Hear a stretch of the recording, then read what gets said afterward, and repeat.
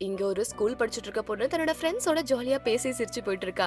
அந்த மாதிரி சமயத்துல திடீர்னு அவளோட ஃப்ரெண்ட் ஒருத்தி வந்து, ஏய் சீக்கிரமா பேடு குடுறி, எனக்கு அர்ஜென்ட்டா வேணும் அப்படின்ற மாதிரி கேக்குறா. உடனே இந்த பொண்ணும், ஆமா நமக்கு பீரியட்ஸ் வந்து 2 மாசம் மேல ஆகுது போல இருக்கு அப்படின்ற மாதிரி பயந்துட்டு உடனே ஓடி போய் அவளோட டைரி ஓபன் பண்ணி பார்த்தா அதுல 2 மாசம் மேல ஆகுறத பாக்குறா. உடனே அவளுக்கு டவுட்டும் வர ஆரம்பிக்குது. ஏன்னா இவளோட சைல்ட்ஹுட் ஃப்ரெண்ட் ஒரு நாள் இவளை பாக்குறதுக்காக இவ வீட்டுக்கு வந்திருப்பான். அது மட்டும் இல்லாம அவன் ரொம்பவே ஃபீல் பண்ணி அழுந்துட்டு இருக்கும் போது இவ அவனை சமாதானப்படுத்தி பேசிட்டு இருப்பா.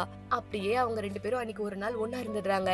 இதனால ஒரு நாள் நம்ம பிரெக்னெண்டா இருந்திருப்போம்னு சொல்லி அவ பயங்கரமா ஃபீல் பண்ண ஆரம்பிக்கிறா. அது மட்டும் இல்லாம காலையில லேட்டா எந்திரிக்கிறது, அப்புறமா அதிகமா சாப்பிடுறது, இதெல்லாம் கணக்கிடும் போது இதெல்லாம் ஒருவேளை பிரெக்னன்சி சிம்டமா இருக்குமோன்னு சொல்லி பயங்கரமா பயப்பட்டு இருக்கா. கம்ப்யூட்டர் ஓபன் பண்ணி பிரெக்னன்சி சிம்டம்ஸ் என்ன அப்படின்றதுல பாக்கலாம்னு சொல்லி பாக்குறா. ஆனா அது எல்லாமே இவளுக்கு இருக்கிற மாதிரி இருக்கு. கொஞ்ச நேரத்துல அவங்க அம்மா வரவும் அவங்க அம்மாவை பார்த்து அவ வேகமா அந்த லேப்டாப்பையும் மூடி வைக்கிறா. என்ன இது, எப்பவுமே நம்ம பொண்ணு இந்த மாதிரிலாம் பண்ண மாட்டாளே, ஏன் இந்த மாதிரி பண்றான்னு சொல்லி அவங்க அம்மா ஒரு பக்கம் குழப்பத்துல இருந்தாலும், இல்லம்மா நான் படிப்போட ஸ்ட்ரெஸ்ல இருந்தேன் அப்படின்ற மாதிரி சொல்லி சமாளிச்சிடுறா.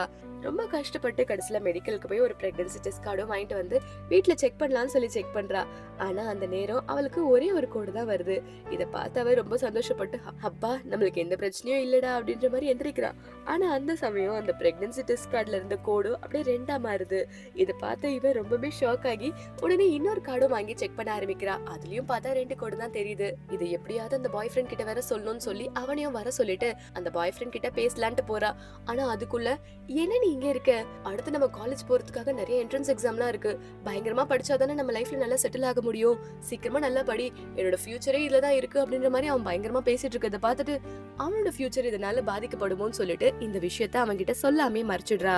இந்த குழந்தை இருந்தா ஏதாவது பிரச்சனை ஆகுமோன்னு தெரிஞ்சுட்டு நம்ம போய் ஹாஸ்பிட்டல்ல அபார்ட் பண்ணிடலாம் அப்படின்ற மாதிரி முடிவெடுத்து ஹாஸ்பிட்டலுக்கும் போறா. ஆனா அங்க ஸ்கூல் யூனிஃபார்ம்ல இருந்தனால அங்க இருந்தவங்க டவுட் வரும்னு சொல்லிட்டு உடனே வீட்டுக்கு வந்து ஒரு பெரிய பொண்ணு மாதிரி ட்ரெஸ் பண்ணிட்டு ஹாஸ்பிட்டலுக்கு போறா. அங்க போய் உட்காந்து டாக்டருக்காக வெயிட் பண்ணிட்டு இருக்கா. கொஞ்ச நேரத்துல இவளோட பேரை கூப்பிட்டதுமே பயத்துல அங்க இருந்து வெளியும் வந்துடுறா.